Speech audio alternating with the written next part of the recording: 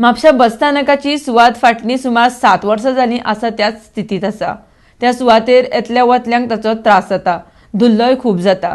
त्या खातीर पयल्या टप्प्यांतलें नव्या बसस्थानकाचें काम जो मेरेन सुरू जायना तो मेरेन सद्याक जो बसस्थानक आसा तो लोकांक वापरपाक योग्य जावचो म्हण थोडें काम करतले अशी म्हायती म्हापशेचे आमदार जोशुआ डिसुजान दिल्या. RDX गोवा खातीर पर्वरेच्यान Gautam Shirodkar. When will be the Mapsa bus stand get ready? Tendering the basic infrastructure that was promised by the Honorable Chief Minister in the month of December within the next 7 to 10 days through GSIDC. So there was a special approval of around 3.5 crores for the same initial project because the Zaga jo asa is been lying in that condition for the last 5 to 7 years.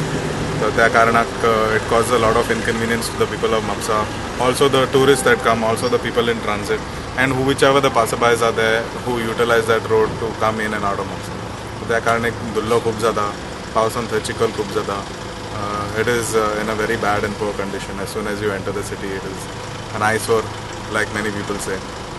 So for that basic upliftment until they start with phase 1 of the proposed bus stand, this is just a temporary solution to make that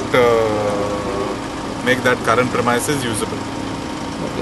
आणि कितें हेजे नवे proposal कितें phase 1 चालू करपाक केन्ना जातले? Phase 1, the utilization of how to utilize the funds is the question that is before the government.